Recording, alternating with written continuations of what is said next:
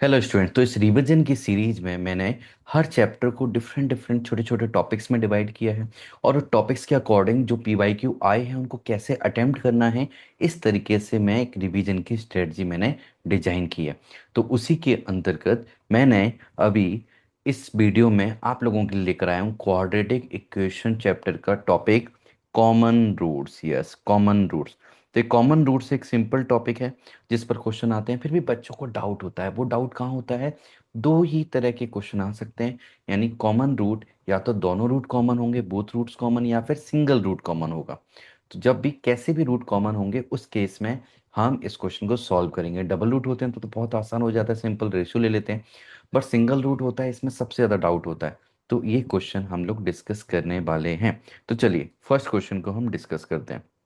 तो पहला ये क्वेश्चन है हमारे पास, इसको आप ध्यान से देखो। हमें लिखा है if the equations X square plus B X minus one is equal to zero and another equation is X square plus X plus B is equal to zero. ये टू इक्वेशन दिए हैं, देन बोला है have a common root. दोनों में कितने root common है? One root हमें कॉमन दिया गया है। देन वो एक और चीज बोलिए कि जो रूट कॉमन है डिफरेंट फ्रॉम माइनस वन, यानी कि वो रूट माइनस वन नहीं है। ये चीज का ध्यान रखना है। तब बताओ modulus of B is equal to कि आखिर मॉडुलस ऑफ बी की वैल्यू क्या होगी। तो ध्यान से देखो हम ये क्वेश्चन कैसे करते हैं। जब भी एक सिंगल रूट कॉमन होता है तो हम मेथड जो लगाते हैं वो क्रॉस मल्टीप्लिकेशन मेथड है। 10th क्लास में यूज किया हुआ होता है, बट नए पॉलिसीज और नए रूल्स के अकॉर्डिंग जो सीबीएसई ने रूल किया है, निकाले हैं, उसमें क्रॉस मल्टीप्लिकेशन मेथड सिखाया नहीं जाता है काफ़ी सारे स्कूल्स में, ऑलमोस्ट 99% स्कूल्स में। पर आपने सीखा हो चाहे नहीं सीखा हो, आज हम उसको सीख लेंगे और बहुत आसान तरीके से हम सीख लेंगे। तो देखो हम इसको कैसे करेंगे। पहले जो दोनों इक्वेशंस हैं इन दोनों को मैं लिखना चाहता हूँ। तो मैं यहाँ पर लिखता हूँ X square plus B X minus one is equal to zero, equation number one मैं यहाँ लिख देता हूँ। And second equation is X square plus X plus B is equal to zero. और मैं ये रिकमेंड करूंगा कि आप लोग भी जब भी क्रॉस मल्टीप्लिकेशन मेथड लगा रहे हो इस तरीके से, मतलब एक के नीचे एक जरूर लिखना। इस तरीके से आपको बहुत अच्छे से समझ में आएगा कैसे क्वेश्चन सॉल्व करना है। अब मैंने ये सोच लिया कि ये एज्यूम कर लिया कि दोनों जो इक्वेशन है इसका सिंगल रूट कॉमन है, और उस सिंगल रूट को मैंने अल्फा नाम दे दिया क्योंकि alpha beta root total roots बोलते हैं। तो मैंने एक कॉमन रूट उसका नाम क्या दे दिया? अल्फा बोल दिया। अब अल्फा बोल दिया, मुझे अल्फा के लिए एक इक्वेशन लिखनी है, और ये इक्वेशन क्या है उसको ध्यान से देखो। मैं ऐसा लिखता हूँ अल्फा अपॉन में कुछ आएगा is equal to alpha upon में कुछ, पहला वाला जो अल्फा है उस पर अल्फा स्क्वायर होगा, alpha square upon something is equal to alpha upon something is equal to one upon something. अब ये अपॉन में जो समथिंग है ना, वो ही लिखना थोड़ा सा टेढ़ा है, उसको ध्यान से देखो। उसके लिए मैं आपको कैसे समझाऊंगा, हम अल्फा रूट ले हैं, इस अल्फा की सहायता से ही करेंगे।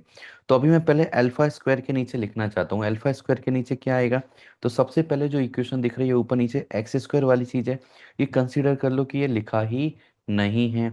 उसके बाद जब ये नहीं है, देन यहाँ उल्टा अल्फा बना। उल्टा अल्फा का मतलब क्या है, याद रखने का तरीका है कि बी एक्स वाला टर्म का एक्स का जो कॉफिशिएंट है वो कांस्टेंट जो बी है इससे मल्टीप्लाई होगा, देन माइनस करके ऊपर जो माइनस वन है वो एक्स के कोफिशिएंट से मल्टीप्लाई हो जाएगा। तो मैं इसको लिख कर दिखाता हूँ। तो यहाँ पर आएगा हमारे पास b into B minus of minus one into one, क्योंकि यहाँ पर हमें दिखाई दे रहा है कि b को हमने b से मल्टीप्लाई किया, माइनस करके फिर माइनस वन इंटू एक्स का कोफिशिएंट कितना है प्लस वन, इसमें मल्टीप्लाई कर दिया। अब मुझे अल्फा के नीचे वाली चीज़ लिखनी है। ये लिखने के लिए मैं क्या करूँगा, बीच वाले टर्म को मान लूंगा, ये है ही नहीं। तो बीच वाले टर्म को हटाया, देन अब सीधा अल्फा। पहले उल्टा अल्फा था, अब सीधा अल्फा मतलब क्या है, इसको हटाने के बाद minus one into X square का कॉफिशिएंट और साथ में एक्स स्क्वायर का कॉफिशिएंट इंटू बी। तो इस तरीके से मुझे लिखना है। तो minus one into one minus of one into B, इस तरीके से मैंने लिख दिया। क्या लिखा? पहले माइनस वन इंटू ये किया और फिर X square coefficient into B कर दिया, इतना मैंने लिख दिया। अब लास्ट वाला वन के नीचे क्या आएगा, तो एक कांस्टेंट वाले को हटाओ और फिर से उल्टा अल्फा, यानी कि x square coefficient into x का कॉफिशिएंट माइनस करेंगे इसमें से क्या, इसमें से माइनस करेंगे एक्स का कॉफिशिएंट इंटू एक्स स्क्वायर का कॉफिशिएंट। तो ये मुझे मिलेगा one into one minus B into one. तो बस ये लिखना थोड़ा सा ट्रिकी पार्ट होता है, इसको हमने यदि ध्यान से कंसंट्रेशन के साथ धीरे धीरे लिख दिया, अब आगे प्रॉब्लम नहीं आएगी। तो मैं इसको और सिंप्लीफाई कर देता हूँ, तो अल्फा स्क्वायर अपन मुझे क्या मिला, बी स्क्वायर प्लस वन ये मिलेगा, और अल्फा के अपॉन में क्या मिल गया, minus one minus B, and last में वन अपॉन मुझे क्या मिल गया, वन माइनस बी। अब ये हमारे पास डबल इक्वल के साइन है, तो है टू टू को हमें इक्वेट करना है। कैसे इक्वेट करना है, देखो पहले मैं इन दोनों को इक्वेट करना चाहता हूँ। इन दोनों को जैसे मैं इक्वेट करूंगा तो मुझे यहाँ पर क्या मिलेगा, alpha is equal to minus one minus B upon one minus B. ये मुझे अल्फा की वैल्यू मिल जाएगी इन दोनों को इक्वेट करके, क्योंकि मैंने इसको आरएचएस में शिफ्ट कर दिया। Got it now. अब मैं क्या करना चाहता हूँ, अब मैं इन दोनों को इक्वेट करना चाहता हूँ। इन दोनों को इक्वेट करूंगा तो इन दोनों को इक्वेट मैं यहाँ पर करता हूँ राइट हैंड साइड में, और इसको इक्वेट करने पर मैं लिखूंगा alpha square upon B square plus one is equal to alpha upon minus one minus B, ऐसा दिया गया है। तो चीज़ें कुछ कट हो रही हैं, अल्फा स्क्वायर से कि अल्फा कट हो जाएगा, मैंने इसको कट कर दिया। Now B square plus one को आरएचएस में शिफ्ट किया तो अल्फा कितना आ गया मेरे पास, B square plus one upon minus one minus B, इस तरीके से मैंने लिख दिया। नाउ अल्फा की जो वैल्यू आई थी मेरे पास, इस वैल्यू को मैं यहाँ सब्स्टिट्यूट करना चाहता हूँ। जैसे मैं वैल्यू सब्स्टिट्यूट करूंगा तो मुझे क्या मिलेगा, minus one minus B upon one minus B is equal to B square plus one upon minus B. Now cross multiply कर देते हैं, क्रॉस मल्टीप्लाई करेंगे तो minus of one plus B लिख सकता हूँ मैं, मल्टीप्लाई, इसको मैं ब्रैकेट में डाल देता हूँ जिससे हमारी गलती ना हो, minus of one plus B ऐसा आ गया, इज इक्वल टू कितना आएगा, B square plus one into one minus B. जरा मल्टीप्लाई करेंगे तो माइनस माइनस प्लस हो जाएगा, मैं डायरेक्टली इसको माइनस माइनस को प्लस कर देता हूँ। मल्टीप्लाई करेंगे तो A plus B whole square में ओपन कर दूंगा, बन जाएगा तो one square plus B square और प्लस टू बी, ऐसा आ जाएगा। आर एच एस में क्या आएगा मेरे पास, B square minus B cube plus one minus B. अब देखो जो जो चीज़ें कट हो रही हैं कट कर देते हैं, बी स्क्वायर से बी स्क्वायर चला गया, वन स्क्वायर भी वन होता है, इससे ये चला गया। नाउ क्या बचा हमारे पास, सबको मैं एल एच एस में लेकर आ जाता हूँ, तो मुझे मिलेगा B cube plus three B is equal to zero, तो यहाँ से हम बी को कॉमन लेंगे तो B plus three is equal to zero. तो यहाँ से हम देखें तो हमें बी की दो वैल्यू मिल चुकी है, एक जीरो और एक माइनस थ्री। अब ये दो वैल्यू मिल चुकी है, हमसे पूछा क्या था, क्या पूछा है हमसे, हमसे पूछा गया है कि मॉडुलस ऑफ बी बताओ। तो मॉडुलस ऑफ बी निकालेंगे, जीरो का मॉडुलस कितना आएगा, जीरो आएगा, और माइनस थ्री का मॉडुलस कितना आएगा, वो प्लस थ्री आएगा। दोनों में से क्या ऑप्शन में हमें दिखाई दे रहा है, प्लस थ्री दिखाई दे रहा है, इसलिए हम इसको टिक कर देंगे, सेकंड हमारा आंसर होगा। अब आपके दिमाग में एक क्वेश्चन आना चाहिए जो शायद नहीं है क्योंकि आंसर हमें मिल गया, कि यदि जीरो भी ऑप्शन में होता तो उसको एक्सेप्ट करते, क्या नहीं करते, क्योंकि उन्होंने क्या बोला है, रूट जो है वो किससे डिफरेंट होना चाहिए, माइनस वन से। सपोज मैं बी की जीरो वैल्यू एक्सेप्ट कर लेता हूँ, तो ये वाली जो इक्वेशन है क्या बन जाएगी, X square minus one is equal to zero, मतलब माइनस वन इसका एक रूट है। और मैं बी की जीरो वैल्यू यहाँ पर भी एक्सेप्ट कर लूंगा सेकंड इक्वेशन में, तो यहाँ पर भी x square plus x is equal to zero, यहाँ पर भी माइनस वन वो रूट बन जाएगा। और ये मुझे इसलिए बी को जीरो एक्सेप्ट नहीं करना है, क्वेश्चन में क्लियरली बोला गया है। तो आई होप आपको समझ में आया होगा डिटेल में क्वेश्चन। चलिए नेक्स्ट क्वेश्चन की तरफ आगे बढ़ते हैं। तो हम ये क्वेश्चन करते हैं। हाँ हमें बोला है द इक्वेशन, एक ही इक्वेशन दी है A X square plus B X plus C, and एक दूसरी इक्वेशन दी है quadratic equation two X square plus three X plus four is equal to zero. दोनों के कितने रूट कॉमन है, सिंगल रूट कॉमन है। तब बताना है A is to B is to C, A B C का रेशियो क्या होगा। तो एक चीज याद रखो, रेशियो कभी भी पूछा जाएगा ना, सिंगल रूट से हम नहीं निकाल सकते, हमें दोनों रूट कॉमन चाहिए ही चाहिए। लेकिन इस क्वेश्चन में पहले से ही क्या बोला है, कितने रूट्स कॉमन है, ओनली वन रूट कॉमन है। तो ऐसा ही कैसे बोल पा रहे हैं, वो ध्यान से हमें देखना है। तो ध्यान से देखो, ये वाली जो इक्वेशन है हमारे पास, ये इक्वेशन सेकंड इक्वेशन, इस इक्वेशन का यदि मैं डी निकालता हूँ, तो डी निकालने पर मुझे क्या समझ में आएगा, B square minus four A C, three square minus four into two into four, तो ये आ जाएगा नाइन माइनस थर्टी टू। तो ये अल्टीमेटली क्या आ रहा है, निगेटिव आ रहा है। डी निगेटिव आ रहा है मतलब रूट्स कैसे, इमेजनरी, और इमेजनरी रूट्स हमेशा कॉन्जुगेट पेयर में लाई करते हैं, है ना, इसके रियल रूट्स पॉसिबल ही नहीं है। तो जब भी इमेजिनरी रूट्स आ जाएंगे कॉन्जुगेट पेयर में होंगे, तो एक रूट इक्वल होने पर दूसरा भी ऑटोमेटिक इक्वल होगा ही होगा। कहाँ से होगा, ये हमने फॉर्मूला पढ़ा है, क्वाड्रेटिक फॉर्मूला, √d/2a। तो यदि हमें पता है d क्या हो गया, निगेटिव हो गया, तो रूट में इमेजनरी नंबर आ जाएगा, देन एक minus b plus something iota और एक minus b minus something iota definitely आएगा। इसका मतलब ये हमें बेवकूफ़ बनाने के लिए बोला गया था कि एक कॉमन रूट है, जबकि रूट क्या है, दोनों ही रूट कॉमन है। तो अब दोनों रूट कॉमन है तो हमारे लिए क्वेश्चन बहुत आसान हो गया। हम बोल सकते हैं कि एक्स स्क्वायर, ये जो एक्स स्क्वायर के कॉफिशेंट और एक्स का कॉफिशेंट और कांस्टेंट, इनका रेशियो क्या आ जाएगा, सबका इक्वल आना ही चाहिए।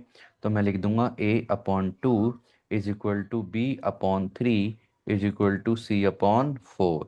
तो हमारा जो रेशियो है वो कितना आ जाएगा, 2:3:4। जो नीचे लिखा है वही ले सकते हो। बोलोगे ऐसा क्यों ले रहे हैं, ऐसा लेने का मन नहीं है तो इज इक्वल टू के बोल दो, then a is equal to 2 के आ जाएगा, बी इज इक्वल टू 3 के and c is equal to 4 के आ जाएगा।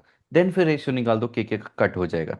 तो इसलिए हमें समझ में आया, डायरेक्टली आंसर हम क्या लगा सकते हैं, ऑप्शन नंबर 2, 2:3:4 ये हमारा आंसर होगा। चलिए एक और क्वेश्चन में हम प्रैक्टिस करते हैं कॉमन, सिंगल कॉमन रूट की, वन रूट कॉमन होगा तो यहाँ पर देखो हमें क्वेश्चन बोला गया है, if the value of real numbers A is greater than zero, A क्या है, पॉजिटिव है।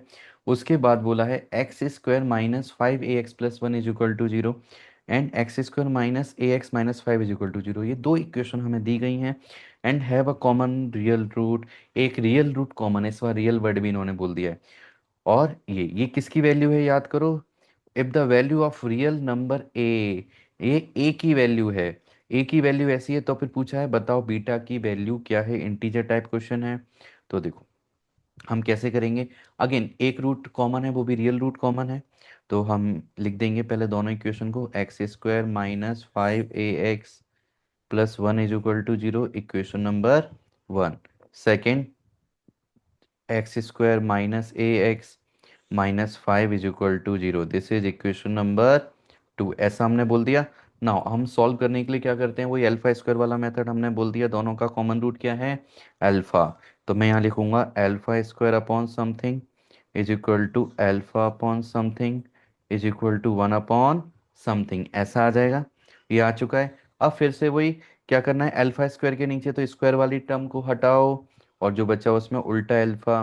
तो -5a × -5 होगा, तो -5a × -5 होगा। ये इसमें इसको मल्टीप्लाई किया तो कितना आ जाएगा, 25a आ जाएगा। नाउ माइनस में इन दोनों को मल्टीप्लाई करेंगे तो माइनस ही आएगा, लेकिन माइनस करने पर वो क्या बन जाएगा, +a बन जाएगा, है ना। ओके, ऐसा हमने लिख दिया। नाउ अल्फा के नीचे वाली चीज़ लिखनी है तो इसको हटाना पड़ेगा और सीधा अल्फा करना पड़ेगा। तो इसको हम लिख देते हैं। तो पहले मैंने इसको मल्टीप्लाई किया, 1 × 1, एक्स स्क्वायर का कॉफिशेंट लेंगे तो 1 आएगा। और फिर इसको मल्टीप्लाई करेंगे तो -5 आना था, लेकिन प्लस में डायरेक्टली +5 आ जाएगा। इतना हमने लिख दिया। ओके, ये लिखने के बाद अब हम वन के नीचे वाले को लिखेंगे, तो वन के नीचे वाले के लिए इसको हम रिमूव करेंगे और यहाँ पर क्या करना पड़ेगा, हमें उल्टा अल्फा करना पड़ेगा। उल्टा अल्फा मतलब कि पहले मुझे दिस इंटू दिस लिखना है, तो 1 × -a कितना आ जाएगा, -a। Now -5a × x² coefficient कितना है, 1। ये करेंगे तो कितना आ जाएगा, प्लस का 5a, ये वैल्यू मुझे मिल जाएगी।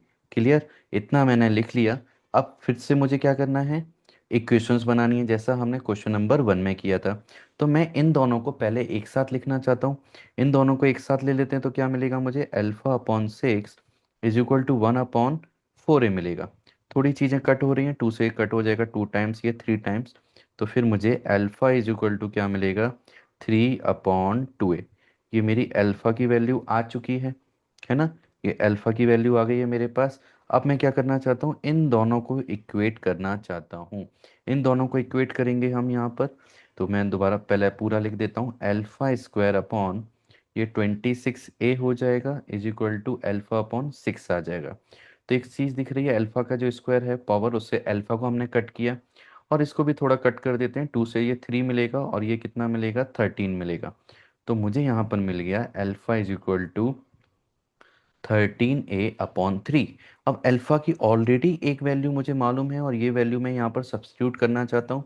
इसको मैं सब्स्टिट्यूट कर देता हूँ तो मुझे क्या मिलेगा, 3/2a is equal to 13a/3, ऐसा मुझे मिल चुका है। अब क्रॉस मल्टीप्लाई जब हम करेंगे तो क्या आएगा, 9 is equal to 26a square. So a square is equal to 9/26 मुझे मिलेगा। और स्क्वायर रूट लेना है हमें, तो ए की वैल्यू कितनी आ जाएगी मेरे पास, ए की वैल्यू आ जाएगी 3/√26। This is the value of A. समझ में आया? अब हमें बोला था ए की वैल्यू है कितनी, ये वैल्यू दी गई है कितनी, 3/2। तो मैं यहाँ साइड में अलग से लिख देता हूँ अच्छे से कैलकुलेशन करने के लिए, कि 3/2√6 इज इक्वल टू 3/√2 बीटा। ऐसा लिख दिया। 3 से 3 कट हो चुका है। नाउ दोनों तरफ स्क्वायर एट करेंगे, इक्वल करेंगे, तो हमें समझ में आ रहा है 2 बीटा इज इक्वल टू कितना आएगा हमारे पास, 26 आएगा। और इससे 13 टाइम्स कट किया तो बीटा इज इक्वल टू कितना मिल जाएगा मुझे, 13 मिल जाएगा। सो बीटा की वैल्यू हमें कितनी फिल करनी है यहाँ पर, 13। 13 इज द करेक्ट आंसर। तो आई होप आपको समझ में आया होगा। कॉमन रूट्स वाले क्वेश्चन डिफिकल्ट नहीं होते हैं, बहुत आसानी से कर सकते हो। हाँ, वन रूट कॉमन है तो थोड़ा सा कैलकुलेशन और क्रॉस मल्टीप्लिकेशन मेथड में थोड़ा ध्यान रखने की ज़रूरत है, बट क्वेश्चन सॉल्व किया जा सकता है। थोड़ी सी प्रैक्टिस की जरूरत है। तो मैं चाहता हूँ ये 3 क्वेश्चन जो हमने किए हैं, सारे क्वेश्चन आप लोग एक बार फिर से बिना देखे सॉल्व करो। कहीं पर कोई प्रॉब्लम आती है तो इसको सॉल्यूशन को देखो और फिर समझो। फिर हम नेक्स्ट वीडियो में आगे के डिफरेंट टॉपिक्स पर हम बातें करेंगे।